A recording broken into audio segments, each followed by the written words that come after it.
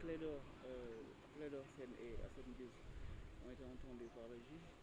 Est-ce qu'on peut savoir qu'est-ce qui s'est dit jusqu'à ce que le mandat de dépôt a été accepté? Oui, je vous remercie.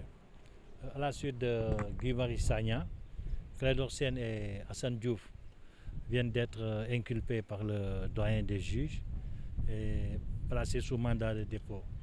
Puisque les faits qui leur sont reprochés sont criminels, notamment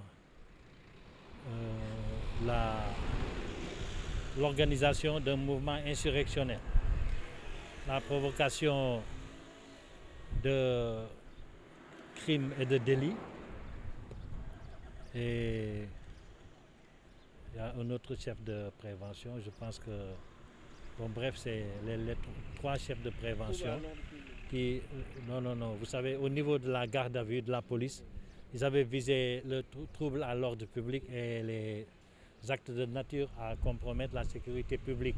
Ça, c'est des infractions, des petits délits, moins graves que ceux qui ont été ajoutés donc, pour transformer totalement donc, les poursuites.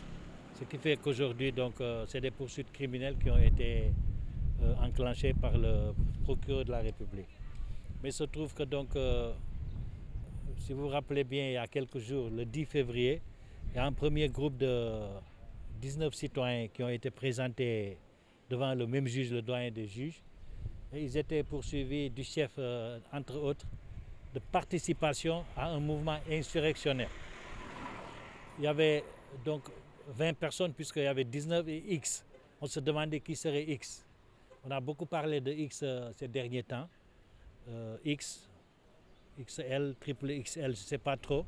Mais toujours est-il que cette fois-ci, si on voit l'articulation des faits, et si on part du principe que c'est le même substitut du procureur qui a eu à traiter les deux dossiers, on se rend compte que tout tourne autour de Clédor Sène.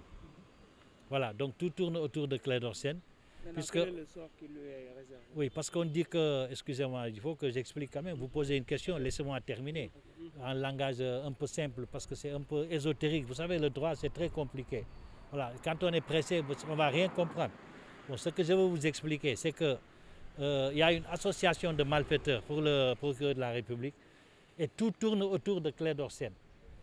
Mais je pense que si les lois de ce pays sont respectées, Clédor Sène, qui est l'épine dorsale de tous ces dossiers, son procès verbal d'enquête préliminaire recèle une tare, ou bien une pathologie qui est extrêmement grave, qui annule donc ce procès verbal, qui annule le réquisitoire du procureur, qui annule aujourd'hui sa comparution et sa mise sous mandat de dépôt, donc son mandat de dépôt, parce que tout ça, ce sont ce qu'on appelle des actes subséquents.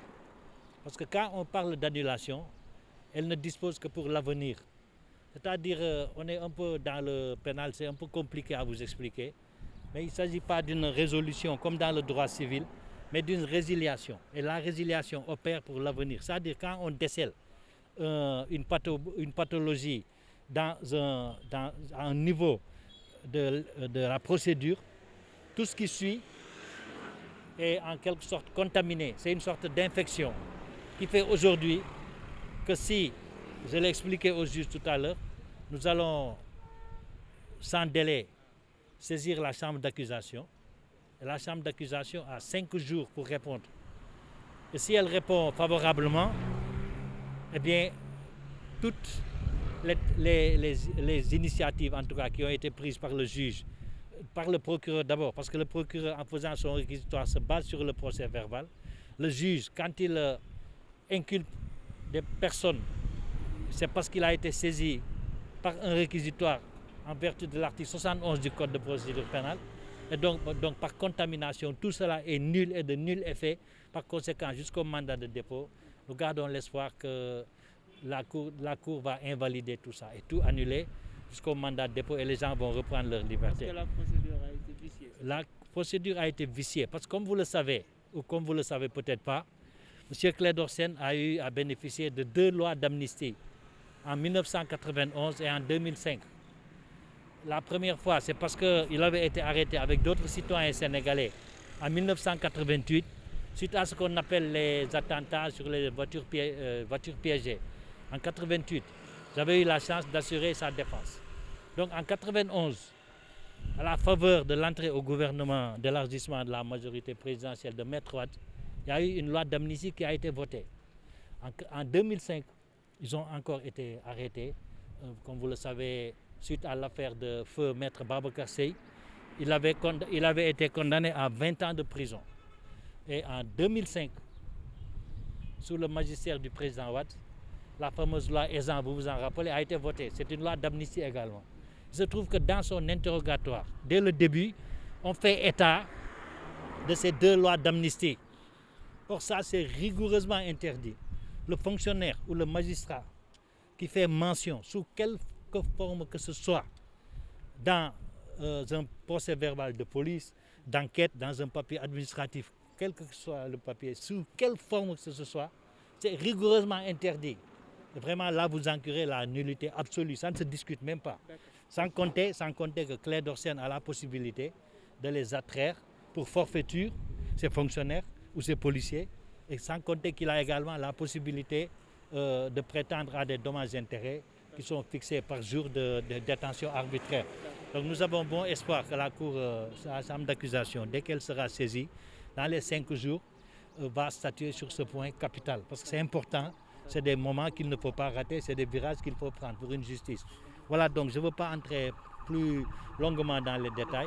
Tout ce que je peux vous dire, c'est que la loi d'amnistie de 1991, dans son article 9, et la loi d'amnistie de 2005, dans son article 8, disent la même chose. Interdiction totale à tout fonctionnaire ou à tout agent ou à tout magistrat de faire état de ces lois dans un procès verbal de police ou d'administration ou quoi que ce soit. Mais Assane Diouf, Guy Marius Sagna sont inculpés d'association de malfaiteurs avec Clédor Sène. Donc, on suppose que tout est parti d'un audio de Clédor Sène qui les a mis dedans. Donc, comme il y a une jonction dans ce dossier, c'est les mêmes faits, les mêmes personnes. Donc, si le PV de Clédor Sène est nul, mais ça entraîne ipso facto la nullité de tous les procès-verbaux. Ça, ce n'est pas la peine de faire la démonstration. ci wolof lu ñu mën a wax mooy bi ñu